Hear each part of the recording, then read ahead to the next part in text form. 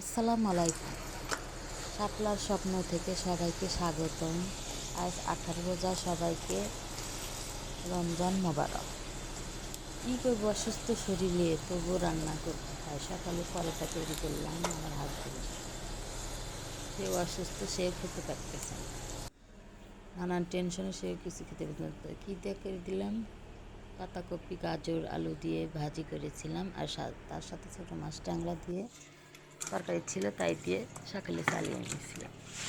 দুপুরে কি রান্না করব, পরে ভাবলাম ফ্রিজটা খুলে দেখি কী আছে। ফ্রিজটা খুলে দেখি যে রুই মাছের পোটলা আছে। অসুস্থের কারণে বাজারে করতে পারতেছি না, সেই জন্য বাজার করতে যাইতে পারতেছি না।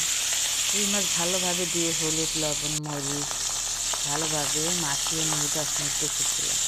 10 মিনিট পর প্যানে 3 টেবিল চামচ তেল দিয়ে ভালোভাবে তেলটা গরম করে নিয়ে এখন মাছ উল্টে পাল্টে দেব। আপনাদের মাঝে একটা কথা শেয়ার করি, সবাই অনলাইনে আসলে সবাই দিদির কথা বলছে।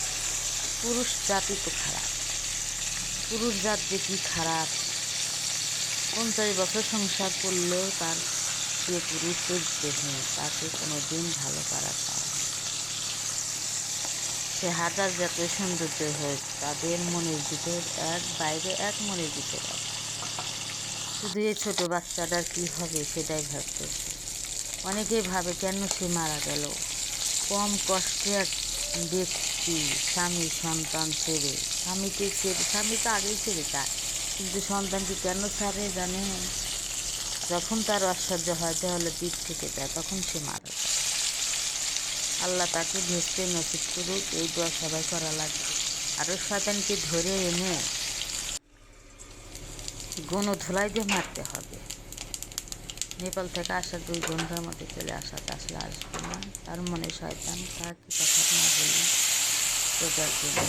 এখন আমি সব ওই তেলে আবার মাছগুলো কটকটা করে ভেজে নিয়েছি, আর ওই তেলে সব ময় মশলা দিয়ে দিলাম, হলুদ, মরিচের গুঁড়া, সবজির গুঁড়া, লবণ স্বাদ মধ্যে, আদা রসুন পেস্ট দিয়েছিল, দেখুন তলাই আছে, দিয়ে মশলাটা কষিয়ে একটা নর্মাল রান্না করতেছি। বুঝেছে, স্বাস্থ্যকর রান্না, এই গরম ঠান্ডায় অল্প মশলাতে রান্না করতেছি। ডাটা, আলু আর পেঁয়াজ দিয়ে একটু কষিয়ে নিব, একটু পাতলা ঝোল করব।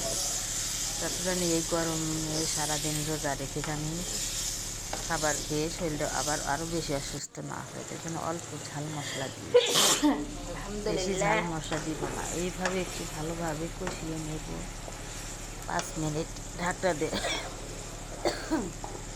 ঢাকনা দিয়ে ঢেকে দিব এইভাবে 5 মিনিট।